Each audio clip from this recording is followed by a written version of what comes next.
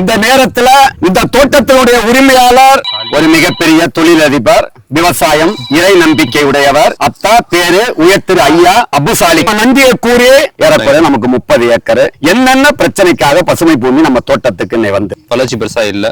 Most of the trees எல்லாம் 5 இயர்ஸ்க்கு மேல இருந்தும் ஹைட் எல்லாம் பெருசா அந்த அளவுக்கு பெருசா ஈவனா வளரல. ஆமா, ஈல்டு பெருசா இல்ல. பிளஸ் இப்ப நியூவா வச்சது இந்த மேங்கோ ஃபார்ம். இதுல என்ன பண்ணலாம், என்ன போடலாம், இந்த சாயிலுக்கு என்னெல்லாம் அடாப்ட் ஆகும், வேற தண்ணி எத்தனை நாளைக்கு ஒருக்க பாய்க்கிறது, எப்படி நாம பாய்க்கிறது, இந்த தென்னை மரத்தை எப்படி ஈவனா வளர்ச்சி கொண்டு வரணும், காய்ப்பு கொண்டு வரணும். ஒரு மரம் 200 காய்களுக்கு மேல காய்க்கணும்.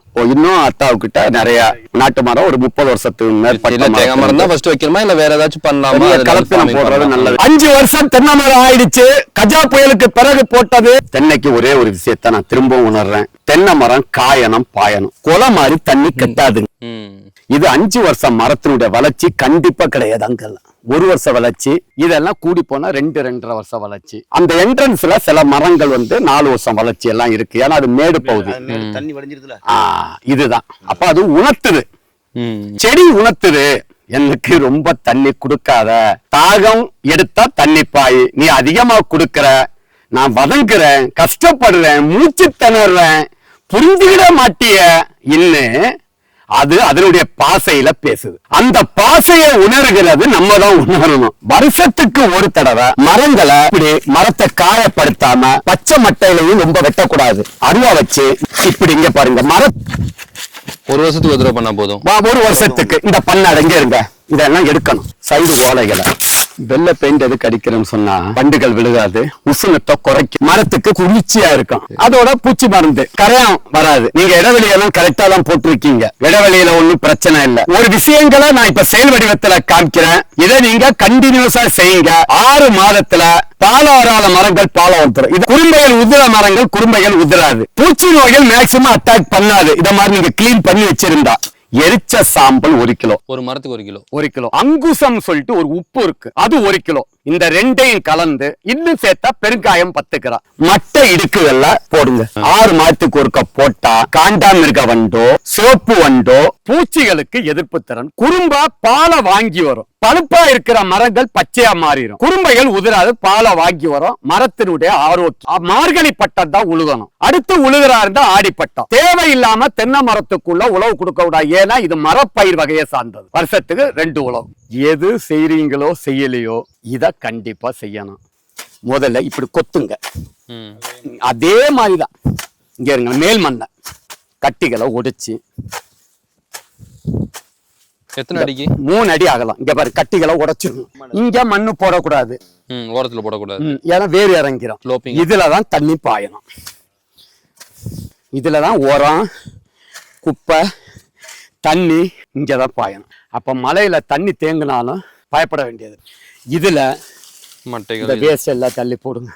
இத மாதிரி எருக்கஞ்செடி, கொளிஞ்சி, என்னென்ன வேஸ்ட் இருக்கோ, இலதலை, அரசர் குளத்துல டவுன் கம்போஸ்ட் கிடைச்சா கிடைக்க இலதலை, வாழை தண்டு, சருகு, இதுதான் உரம். நம்ம இதுல 30 கிலோ கோழி எரு, இடையில ஒரு வாய்க்கால், வடியுது வடியலை, செஞ்சு கண்டிப்பாக வேணும்.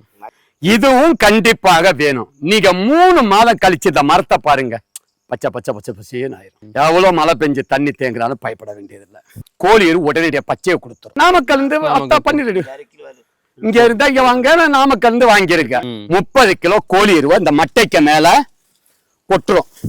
இதுல வண்டுகள் வராம இருக்கிற எண்ணெய் எடுக்காத வேப்பம் புண்ணாக்கு ஒரு 6 மாதத்துக்கு ஒருக்க 1/2 கிலோ. உரம் ஆர்கானிக் உரம், கற்பக ஆர்கானிக் கலப்பு உரம் 2.5 கிலோ. 10 கிராம் பூம்பும் பூஸ்டர், தென்னை நுண்ணூட்ட சத்து 1/2 கிலோ. பாலை வந்ததுக்கு பாலை வராததுக்கு நுண்ணூட்ட சத்து வேண்டியதில்லை. இதுல போட்டுக்கிட்டு 6 மாதம் கழிச்சு பாருங்க, 3 மாதத்துல இந்த மரம் பச்சை கொடுத்துரும். 90வது நாள் எல்லா மரமும் பச்சை கொடுக்கும். நீங்க எது உழுதாலும் இங்கிட்டு தான் உழுகணும், இந்த இடத்த டிஸ்டர்ப் பண்ண கூடாது.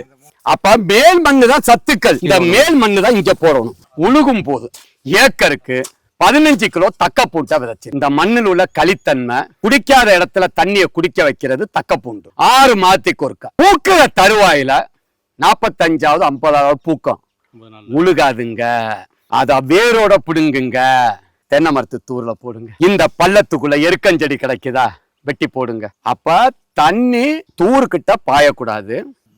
இத விட்டுக்கிட்டு நீங்க எந்த உரம் வச்சாலும் யூரியா போட்டாலும் சரி, பொட்டாஸ் போட்டாலும் சரி, சூப்பர் போட்டாலும் சரி, டிஏபி போட்டாலும் சரி, பச்சை கொடுக்குமே தவிர மரம் ஆரோக்கியமா வளராது. ஏன்னா தென்னை மரத்துக்கு நெல்லு வயல மாதிரி தண்ணி தேங்க கூடாது. காயணும் பாயும், காயும் போது களைகள் வதக்கம் கொடுக்கும், களைகள் வதக்கம் கொடுக்கும் போது தண்ணி பாயும். ஆனா இந்த மண்ணு தென்னைக்கு ரொம்ப அற்புதமான மண். அடுத்த அத்தாவுக்கு ஊடு பயிர் சொல்றேன். ஊடு பயிர்ல வர வருமானத்தை தான் வேலையாட்களுடைய சம்பளம், நிர்வாக செலவு, உரத்துக்கு நீங்க செலவு பண்ண நல்லா உணர்ந்துருங்க.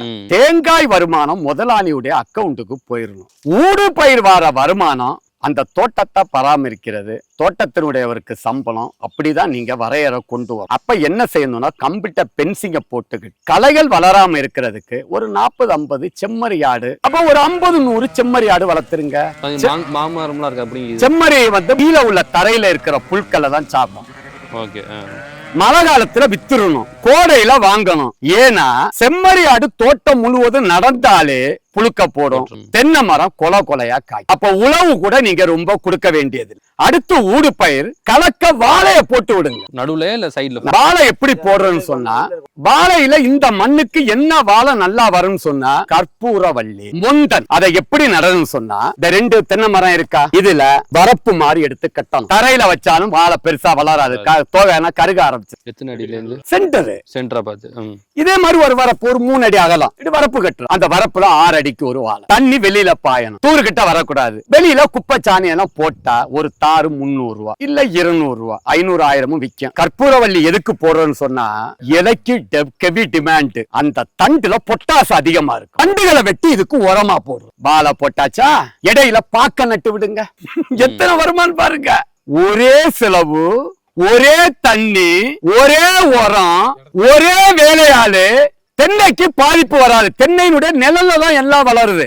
இந்த பசுமை பூமியினுடைய பூம்பும் பூசல்ல humic acid 80%, fulvic acid 15%, bio potash 2.5%, micro nutrients 2.5%. ஆகையால் பசுமை பூமி விவசாயிகளுடைய லாப நோக்கோட குறைந்த விலையில் தரமான இந்த பூம்பும் பூஸ்டரை தயார் பண்ணி கொடுத்துக்கிட்டு இருக்கோம். இதனுடைய செயல்பாடை இப்ப நம்ம பார்க்க போறோம். நான் கையில எடுத்திருக்கிறத பாருங்க, மில்லிக்கிறான். இங்க பாருங்க, இத மெதுவா போடுறேன்.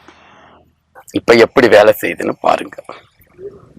இதுதான் வேர் வளர்ச்சியை தூண்டி பயிர்களுக்கு வறட்சி, கோடையில தண்ணி பாய்க்க முடியலையா, பூம்பும் பூஸ்டர் போட்டா வறட்சியை தாங்கும், பூச்சி நோய்க்கு எதிர்ப்பு திறன், காய்கறிகள் டேஸ்டா இருக்கும். ஆல் இன் ஒன், எல்லா பயிர்களுக்கும் மட்டுமே உள்ளடக்கியது. இதை வாழை, ரப்பர், காபி, நெல்லி, தேயிலை, பூச்செடிகள், நிலக்கடலை, பாக்கு, காய்கறிகள், தென்னை, ஏலக்காய் போன்ற அனைத்து விதமான பயிர்களுக்கும் பயன்படுத்தலாம்.